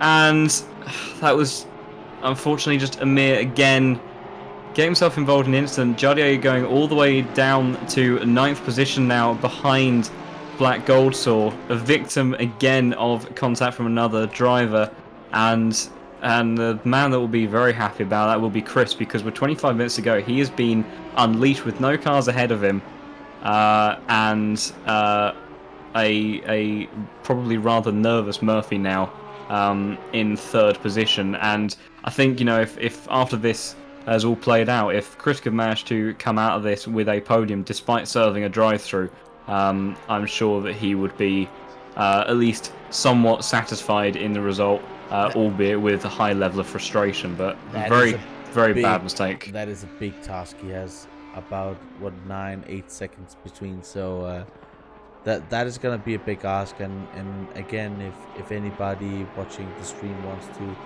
keep an eye out on that gap between, and look if he can get that down, you can go onto pitwall.live and watch the AOR stream that we are having, the live timing going on there. But as you said, yeah, it just looked like, you know, Jadia, for me on the, you know, it's difficult to see where we had the camera as well, but I think Jadia should have expected him to be on the inside there, and I think it's a case of a opportunistic move and a driver not really respecting that somebody could be there. So it's difficult, you know, we don't have too much there, but yeah, Jadia will be fuming. He will be fuming with that, because as I said, again, another driver was taking him out. So also it's interesting to see what Chris lap time will be in this lap, as you pointed out, because in the last lap he was slower than the top guys, and Mooney, who we haven't really seen too much since the start of the race, he's just gone off. There's no way that anybody can catch him at the moment with just pure pace. That's quite a lot of speed there. Yeah, it was just watching Chris. I was keeping an eye on what lap time he does. It's going to be a 58.1, so really not anything actually too spectacular.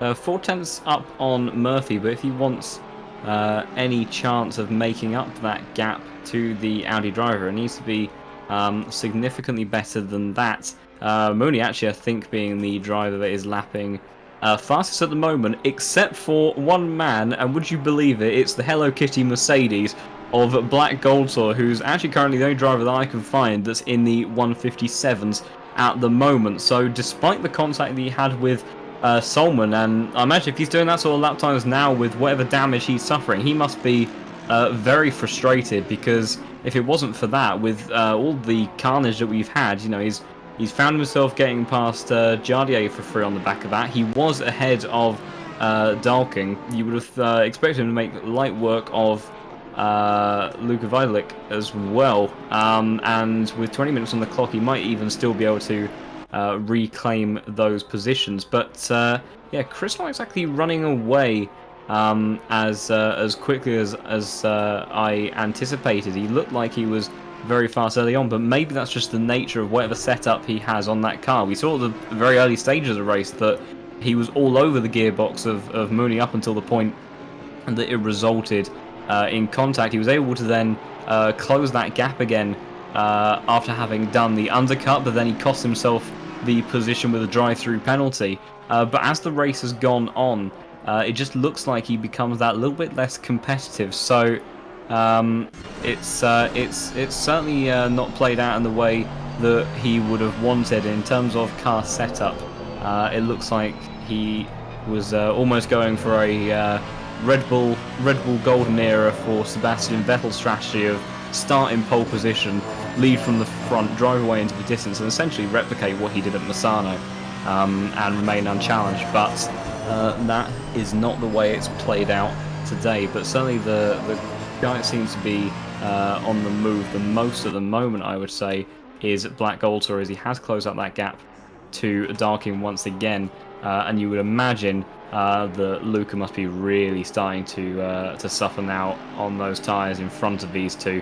Not quite to the same extent as Solman, so it does look like the at least one of the FTW guys, as maybe it's that Chorus, has actually dropped behind Solman, which I think he has been there for quite a while. I think he was in the contact with Black Gold, I think. He's definitely been behind them for quite a while now. Yeah, I thought the contact was between Black Gold and Solman. I could be wrong, misremembering two blue Porsches. But he has definitely been behind. Yeah, I think you're right, but he's definitely been behind there for quite a while now. So yeah, so he hasn't been able to make the strategy work in the same way that that Luca has done. Luca's still quite impressively lapping in the mid 58s, given the age of these tyres, but whether Black or not he Gold can... is just having a little bit of a look there on the outside of King, just show, hey, I'm here, and this is what we have seen. Black Gold has been in that Mercedes really, in my opinion, the star on tyres. You know, we saw that at, was it Mugello, where he just Masano. Oh, is he going around the outside? Oh, that's close. Is he going to fall into? Oh, wow, that was never really gonna be a move there, and King was just closing the door, and yeah, that was close. Now he has gotten the message that if you want to get past, you really need to make one hell of a move to get past, and what this does is it brings back Jadia into the conversation here, and actually Vitalik gets a bit of breathing air with that huge Mercedes out there, which is the only dinosaur-like car out here. Ooh, Jadia is actually going on the inside. He's just having a look. He's also driving in anger at the moment. I think a lot of these drivers are just having such an angry race because we haven't seen contact, and he's going for the inside outside. Can he get it into the corner here? No, I don't think so. He's not far enough up there, but again, a three-way battle, really showing what these drivers can do. Yeah, absolutely. We've seen that in a lot of these high-speed corners that nearing the end of the stint, that the Mercedes has actually got very impressive performance. Darking running a little bit wide on the exit there. Not sure if it's not going to allow Black also to make any sort of opportunity as of yet.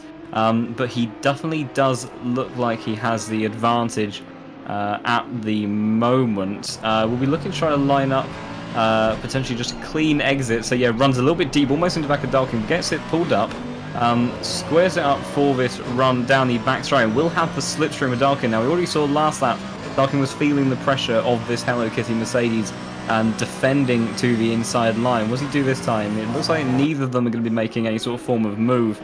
Although Darkin potentially runs a little bit deeper, whether or not that will compromise his exit through Luffield and hence on the way to Copse Corner. So Black also taking a wider line, cutting in at the end, getting a good run, but actually having lost quite a bit of momentum through that sequence of corners, with Jardier now being the one putting him under pressure. So yeah, this is not exactly what Black also wants, because Black also isn't really fighting in terms of championship with any of these guys. He does look like he is faster than Darking at the moment, and you would have to imagine that if he got past this Ferrari, that he might be able to have a go at going after Luca for that P6 place, which you would expect he desperately wants in terms of trying to get as many points as he can to not lose complete grasp on those top 2 positions in the championship.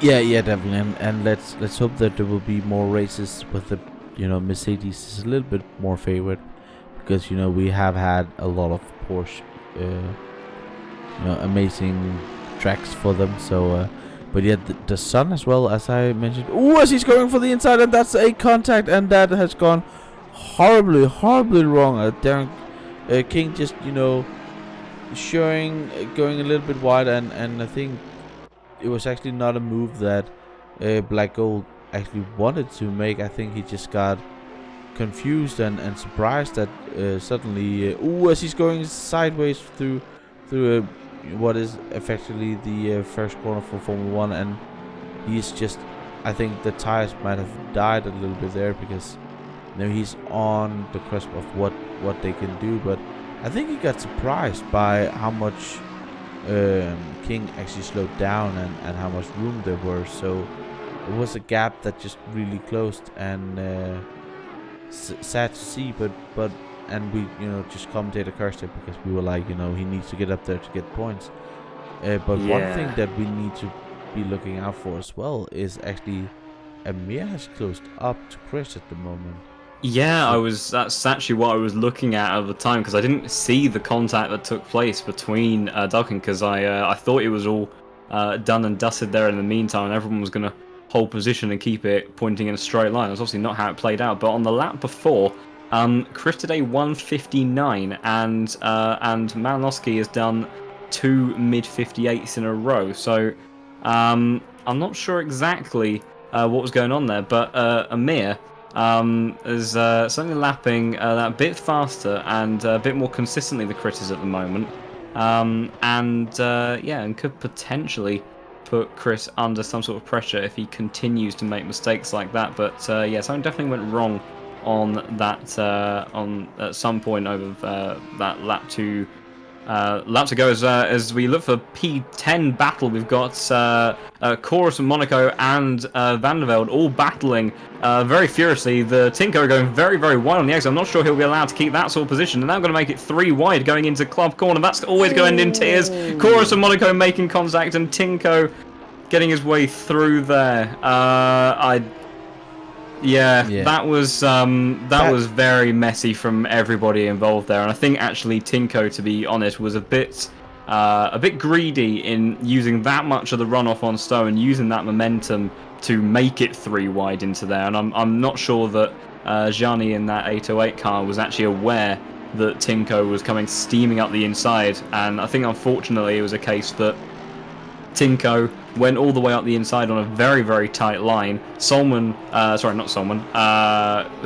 Chorus had nowhere to go in the middle, and Gianni probably expecting Chorus to turn in that bit more, but couldn't. So it all went wrong, and yeah, like I say, I would I feel like Gianni and Chorus are both victims there of a rather poor bit of judgment from Tinko on this occasion, both to carry that momentum off the exit Stowe and then attempt to use that to gain positions, and in doing so causing 3 wide into the club corner. And he would have been able to see that Gianni was going around the outside there, and I think that was the point that he should have looked to have backed off, but he didn't, and as a result there was a coming together which, although he wasn't involved in the contact, I feel like he was the cause of that situation. So that was very tight and unfortunate for those guys. They've managed to keep it quite a fair and clean fight for quite a long period of time whilst we've been watching some of the other battles we have on the track. But sadly that one ending in just as many tears as we've seen half of these other ones ended. Yeah, and going 3 wide is always, a recipe of disaster. And yeah, that was just, 3 guys not respecting physics. In a way, that's just the only thing. It's just everybody there. But yeah, I agree with you. Tinko being very aggressive there, and I think that the stewards will need to have a look at that particular thing, as if we just have a look up to between Chris and and Amir, it actually looks like that Amir has lost a little bit to Chris. It it ebbs and flows all the time. In the beginning of this lap, they were really close, but now there's just gone back and forth again, and the gap is now about a second. So, but with only 9 minutes left, everything can happen yet. We're still having. We had a long race. We have had battles, really close racing. We have had penalties. We have had crashes. We have tears. We've had joy. We have had everything except British weather. Yeah, absolutely. The track has got colder as we expected, but the light hasn't disappeared quite as much as we anticipated. But yeah, that dead wind has stayed throughout, so it has been a very dry set of conditions. A couple of things that I'm keeping an eye on at the moment is that although that gap between Amir and Chris is fluctuating, the one that is coming down at quite a rate of knots is the gap between Chris and Murphy. There is only 9 minutes left on the clock, but it has come down quite significantly, and I did wonder how what the pace difference would be between these guys, with Chris probably seeing nothing but red since that drive-through penalty, and Eddie, who will be I've said it again. It's Mr. Murphy. King is just losing a little bit of the car there, and Jadia almost getting up in the back of that car. The Ferrari is not looking good on the tires, but yeah, keep on going. Yeah, well, I'll try to keep on going without getting these drivers' names wrong and comparing them to celebrities that don't currently exist in our championship. But certainly the gap between those two guys has. Shadia and King are having a contact. Oh no! Oh, that's my goodness. all gone terribly wrong. It looks like Jardier is actually going to wait for Dial King. That will promote Black Gold Saw up a couple of positions. So in these last few minutes, he might potentially have the opportunity of hunting down Luca. But yeah, there's been incidents up and down this field continuously during this whole race, and unfortunately another one. Again, I didn't actually see what took place there, but the end result obviously being rather unfortunate between the pair of them. Obviously, being the good friends they are, and Jardier, ever respectful racer, looks like he held his hands up to that one. Yeah, exactly. He looks like he held his hands up to that one, waited, obviously sacrificed the position to Black Goldsaw as well in doing so, and then they have continued their furious battle. So I imagine it will all be smiles and joking insults to one another at the end of this race, but obviously would have been preferred if they managed to stay further up the field and keep it clean.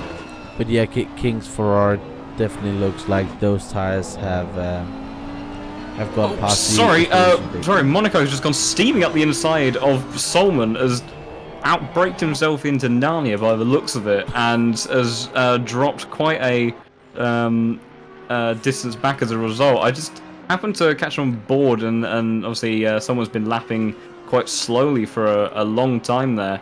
Gianni decided that he was definitely going to try having a piece of something that I don't think was ever really on the cards. We've seen some late braking moves into the club chicane, but that was definitely the most ambitious and probably poorly judged one that we've seen so far. So that's left him with quite a bit of work to do if he wants to have another chance of getting that position with only 6 minutes left on the clock. Another thing to note, Chorus has continued to drop down the order, lapping at over 2 minutes for the last few laps. Solman doing the same, and as a result, I mean, after that failure of a move, Gianni is already nearly on the back of Solman for another attempt, so that move could potentially be back on the cards again. But yeah, that undercut, it looked good around the midpoint of the race. The only one that's really been able to make it work at all is Luca, still holding P6 with that pink Mercedes ever more looming in his mirrors, but with 5 minutes on the clock, it might be a little bit too ambitious for Black Gold to make up that move. On the last lap, gained 0.8 of a second. So I have to keep an eye on what sort of split we have when this one is completed. But as Monaco is definitely getting closer to Solman again, and Solman is just, you know, he's a hurt animal out there with those tires. They have been dead for quite a while, and he's just trying to defend with everything that he got, and Monaco is trying. Ooh, trying again. Oh my goodness, he's not gonna be able to do it there. As a kept on the track, which was a better attempt than it was the previous lap. So that's an improvement. I think. So Solman's gonna defend, and Solman's gonna defend hard. You know, that's the thing. You know, if you want to get past, you need to fight for it. There's no question about that, and these drivers knows it. And was he trying to make that move where you go on the outside and then get inside? Ooh, Solman almost oversteered right into him. He'll be very vulnerable here, I think. God, those tires are so dead. That could end in tears, especially with Monaco pushing as much as he is at the moment, and it's actually bringing, you know, Grego and Christoph up with them as well. So these for the win. Porsches have definitely been cars who have given us a little bit of entertainment due to their being corks in the bottle, as Jadia was having a look on their King again. Just to say, I think there might be a move into cops between Monaco and Solman.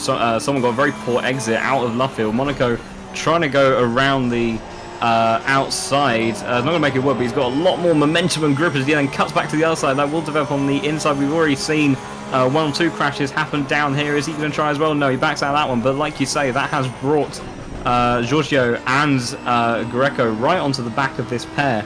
And I imagine that on the way down towards Stowe Corner, as Solman runs very wide on the exits, that's going to lose him a lot of momentum all the way to the right-hand side of the track.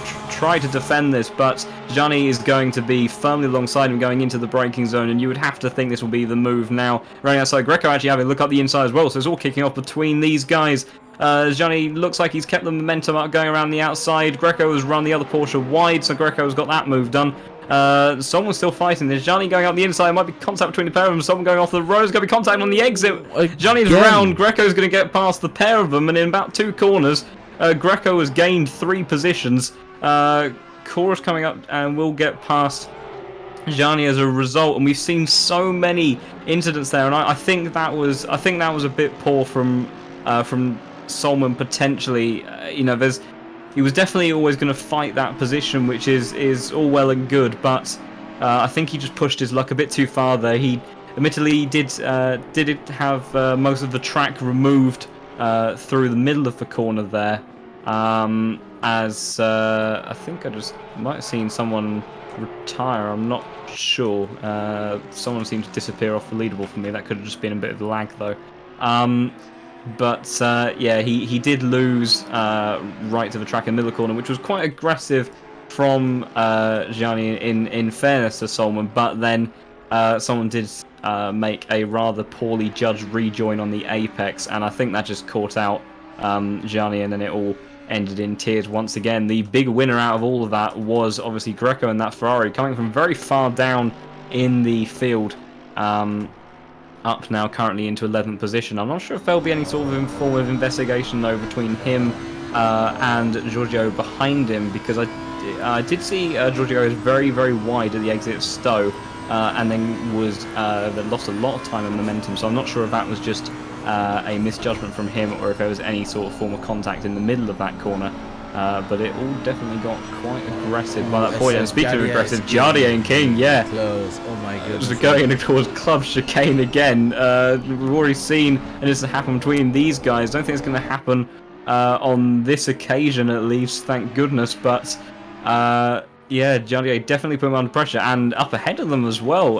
Goldsor has closed that gap quite a bit now to Lucas. I'm not sure exactly how many laps we're going to have left. So as Mooney has just started his final lap of the race, as they just got that confirmation on the radio there. So these drivers only have one more go at it, as Jadia is fighting with everything that he knows to try and get back past his friend there.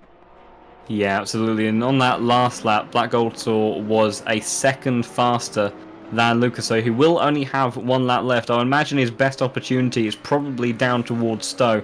Use that extra grip that he will have in the high-speed corners and use the grunt of that bright pink Mercedes to try to see if he can power it down the back straight and make anything happen. We've seen him make an incredible move around the outside at Stowe already.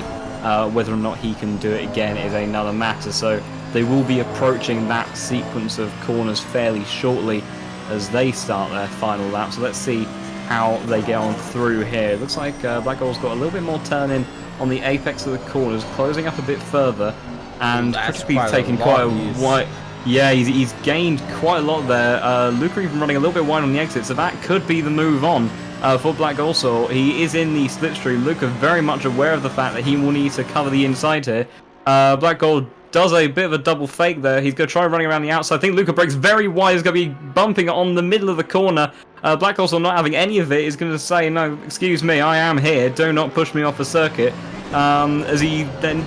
I thought there was actually going to be contact into Club then. I thought he might even run into the back of him, but that was pretty aggressive defending between those guys. Jadier and Dowking also fighting very heavily between the pair of them, but staying in the same position for now.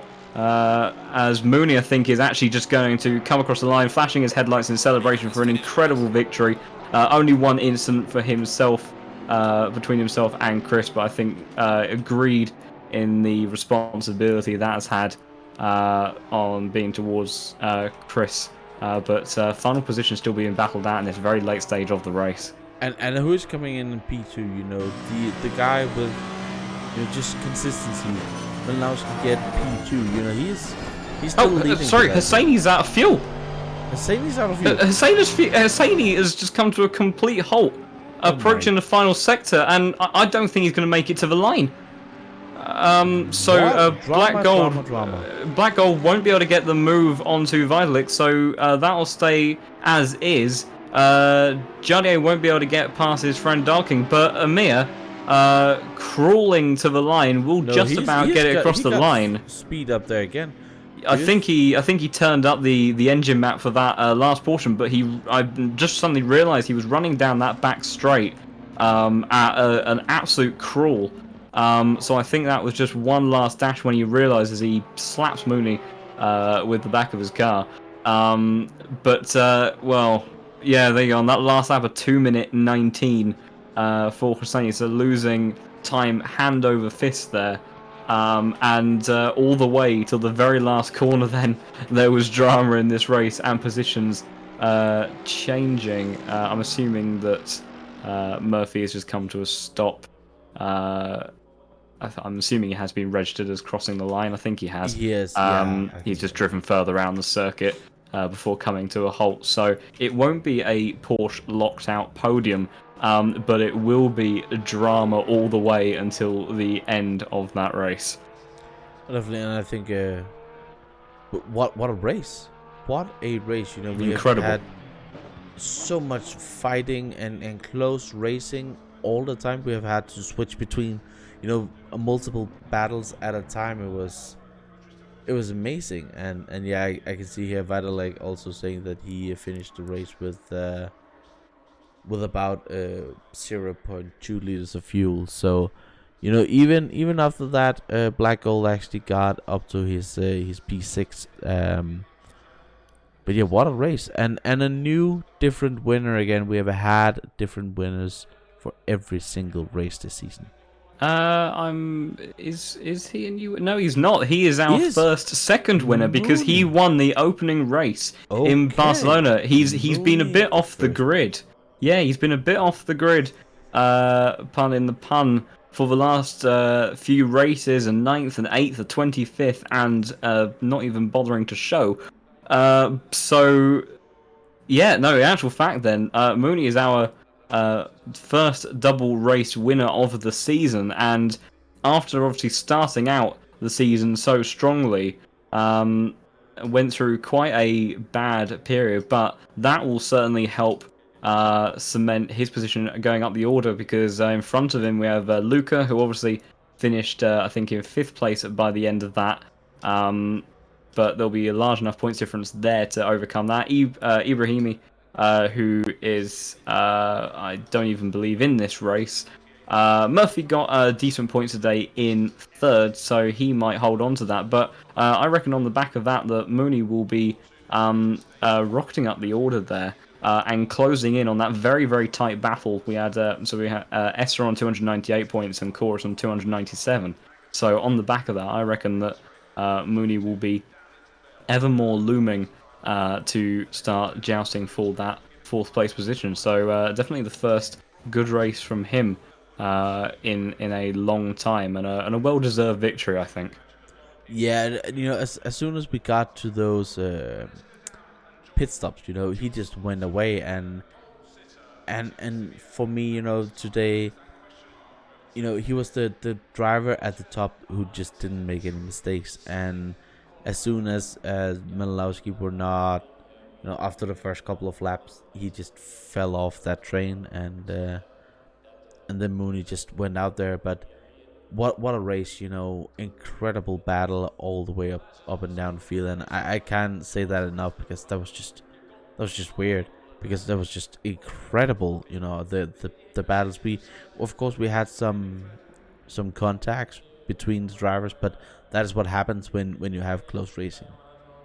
Yeah, absolutely. And I think it also should be noted, one of a driver that's gone completely under the radar, besides me getting his name wrong all day. As sorry, just the server's restarted and it is absolutely flooded with rain, which is rather ironic. The British weather has shown up.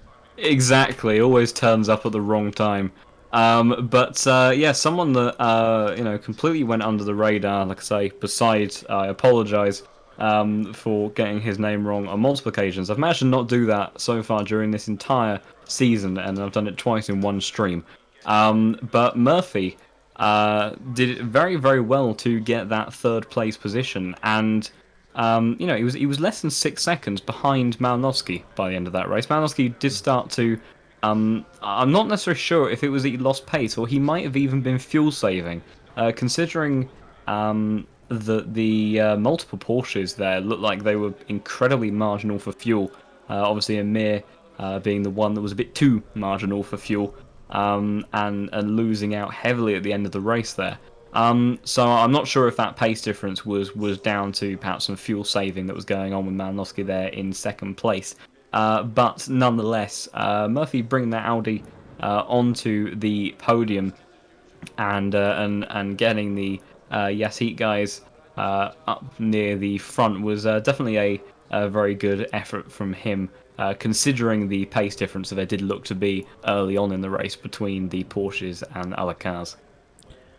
That definitely, and that will be the last word from us for this particular race. We are looking forward to the next round. That will be the same time next week. Also, if you want, keep a lookout on the AOR both forums and on the YouTube channel. We have a lot of racing going on. Monday we're getting a little bit of a change in the iRacing thing, so please show up for that as well. And see you next time.